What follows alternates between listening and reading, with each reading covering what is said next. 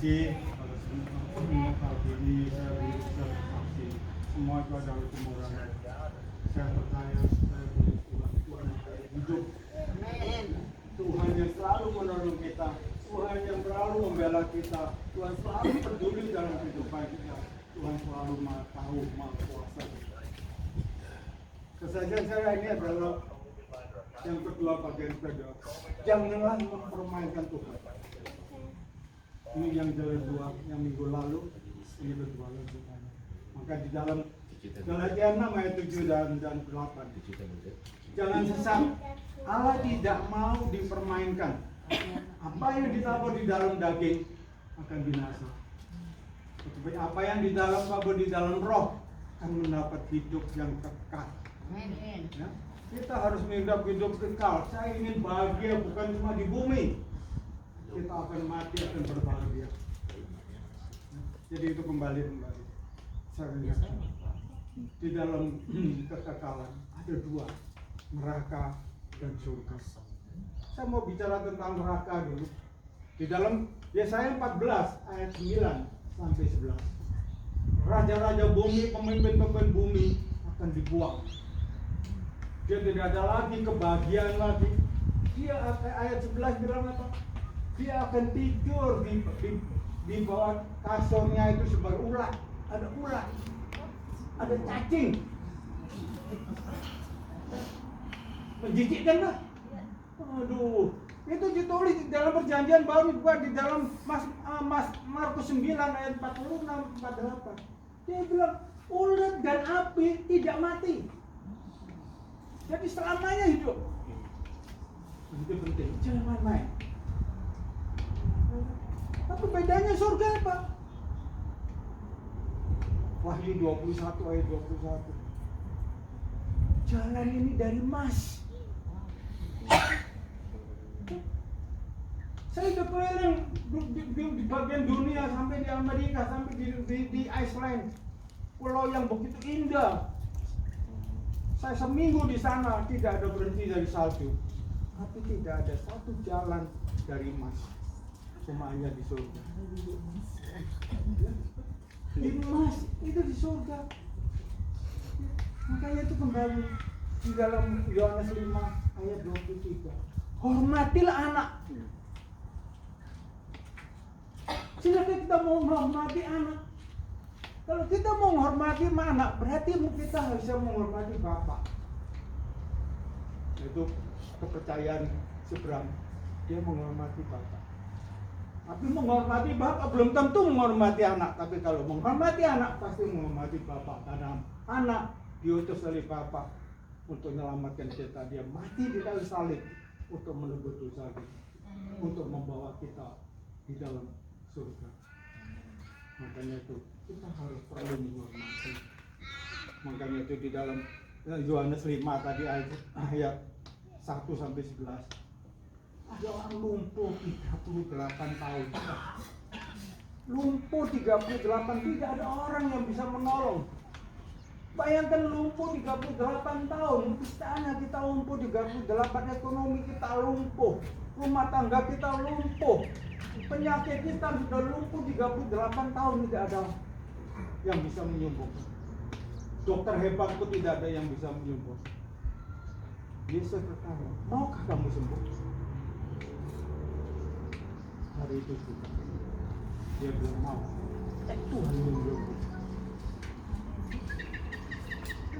Tuhan itu selalu menyembuhkan kita. Tuhan itu selalu menolong kita. Tapi akhirnya orang yang lumpuh ketemu Tuhan, jangan berbuat dosa lagi, kamu akan mendapat lebih buruk lagi dari kelumpuhan kan. Maka dia hormatilah Tuhan. Sudah kita menghormati Tuhan? Apa saya sudah menghormati Tuhan? Makanya itu di Matius 6 ayat 24. Janganlah kita menjadi dua uang, ya, uang dan mamon. Jangan sampai kita mencintai mamon. Kita harus menguasai mamon. Gunakan mamon untuk memuliakan Tuhan.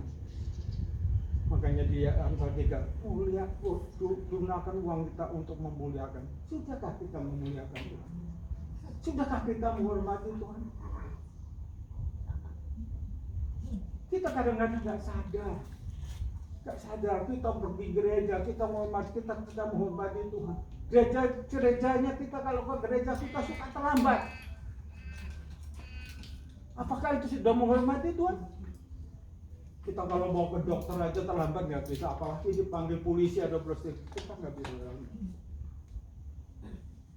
Kalau kita mau menghormati Tuhan, coba kita memberikan hadiah pada orang RT atau RW atau hansip atau kepala polisi atau apakah ada bedanya kita menghormati?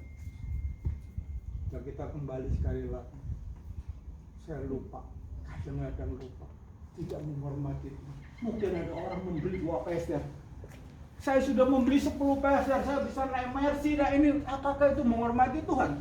Pemberian yang tidak benar. Tuhan Allah kita, Tuhan Allah Maha Tahu, Maha Kuasa. Dia tahu hati pikiran kita. Berapa banyak kita memberikan persembahan, selalu harus minta ampun. Ampuni aku waktu aku memberi persembahan 2 peser. Itu yang penting lagi, berapa banyak kita memberi. Allah sudah turun memberi manusia menyerahkan nyawa untuk saya, orang tiap saya. Kalau kita orang percaya nggak bisa menghormati Tuhan, kita takut mujizat, kesembuhan, nggak apa-apa, itu promosi Tuhan. Tapi untuk mencapai ke surga, kekekalan, hati-hati. Sudahkah kita menghormati Tuhan? Makanya Wahyu 3 ayat 1. Kamu hidup tapi mati. Apa yang mati? Imannya mati. Ayat 5 apa? Kamu di surga akan dihapus namamu di surga. Ayat 8. Karena Tuhan itu Maha Tahu. Kamu tahu, Tuhan itu tahu. Kemampuanmu itu tidak seberapa, Tuhan tahu. Tapi nilainya angka 6 itu waktu sekolah angka 6 tidak ada. Nilai 6 tidak ada. Tuhan menuntut kita sempurna.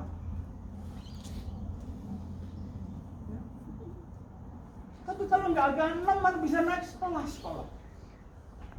Jadi hidup kita bagaimana?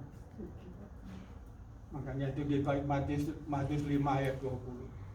Kalau kita orang percaya, saya sebagai orang percaya, kalau kita hidup tidak menghendaki, hidup tidak sesuai kehendak Tuhan, melebihi ahli-ahli Taurat dan orang Farisi, tidak masuk kerajaan surga. Bayangkan. Kita kalau nggak bisa hidup menurut kehendak Tuhan, melebihi ahli-ahli Taurat dan orang Farisi, tidak masuk ke dalam surga. Keras itu sekali, keras.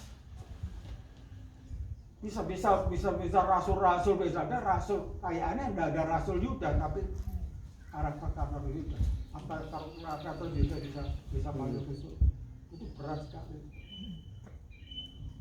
Makanya jangan main-main. Ya. Kita mengaku aja Tuhan, kita memberi berapa, kita ampuni Tuhan, aku hanya memberikan tapi yang layak. Apalagi waktu, Tuhan tahu juga mungkin ada problem, kita datang gereja telat, apa-apa sekali ya. Kalau terus-terusan telat, apakah itu menghormati Tuhan? Coba kita belajar, kita menghormati Tuhan. Ya, kita jangan sampai kita nggak menghormati Tuhan. Karena ayat 8 tadi, aku tahu kemampuanmu tidak seberapa. Tapi ayat 10 bilang apa? Karena engkau melakukan firman-Mu, kamu akan dilepaskan percobaan di bumi. Di bumi, bukan tunggu mati nanti. Di bumi ini kita diselamatkan. Seperti tadi Bu, diselamatkan. Walaupun tadi pasangan yang tidak seimbang, tapi karena ibu yang setia kembali Tuhan rubah. Tuhan tidak menghendaki perceraian. Bisa aja dia bercerai karena lain beragama, sudah melanggar perintah Tuhan. Karena Tuhan bicara apa?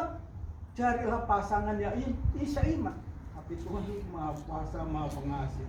Tuhan yang bisa menolong sih, tidak boleh menghancurkan. Karena kesetiaan istri kamu itu, makanya suami akan berubah. Makanya di dalam 1 Petrus 3 ayat 7, hiduplah bijaksana. Istri juga bijaksana. Jangan sampai waktu pelayanan istri melarang jadi seperti istri Lot. Di Lukas 17 itu, jangan seperti Lot. Diperintahkan jangan menoleh ke belakang, tapi kenapa dia menoleh ke belakang? Rebut harta kekayaannya. Yang waktu zaman Sodom Gomora, dia menoleh ke belakang, tidak ingat perintah Tuhan. Akhirnya menjadi patung. Nah, kita ingin membagikan ini. Saya boleh kesempatan saja bisa memberikan saksian kehidupan saya. Saya ingin semua bisa selamatkan. Karena di Matius 22 ayat 14 banyak yang dipanggil, sedikit yang dipilih. Jadi kita perlu betul-betul. Apa kenapa jalan dari harta kita berapa sih? Di jumlah ada 100 kilo apa 200 kilo mas? Tidak ada artinya harga berarti. Muliakan Tuhan harta ini. Untuk apa? Gereja. Gereja berasal dari Allah, rencana Allah dan itu. Jadi hormati hamba Tuhan, penginjil, panti asuhan. Saya boleh hidup, semua itu kita harus peduli. Istri saya juga setuju ada ini, kita lakukan juga. Saya juga dulu waktu kita hidup pelit udah ini, saya paling senang waktu pengamen yang nyanyi lagu rohani. Saya tidak sayang. Saya nggak memberi 2.000, 10.000, saya perlu 20.000, kadang-kadang 100.000 saya. Jadi saya bilang sama kamu pengamen, kamu lakulah lagu rohani supaya bernama Tuhan dimuliakan. Kita nggak sadar membagikan firman Tuhan kepada pengamen-pengamen itu. Saya berubah kita harus berubah, kita harus jadi manusia baru. Kita nggak lagi hidup egois, kita menjadi saksi. Kita nggak boleh sombong. Ada biasa, jangan memberi kanan, jangan tahu diberi tangan kiri. Itu sombong. Kita memberi dengan sombong, Tuhan nggak suka. Menghina yang tangan kiri yang memberikan 2 peser. Kita harus menjadi saksi. Filipi 4 ayat 5, jadi enggaklah kebaikanmu dikasih tahu Tuhan. Kita harus menjadi saksi. Kita jangan perlu takut. Dosa itu urusan sama Tuhan. Kalau kita sudah mau maju itu, itulah yang masalah juga. Saya bersyukur kalau sampai hari ini saya umur 76. Dan lagi bicara perkawinan, saya sudah 46 tahun. 4 tahun lagi saya harus ada kawin. Itu semua kalau bukan pimpinan Tuhan. Kita juga bersama Tuhan pasti akan kemenangan. Amin. Tuhan memberkati.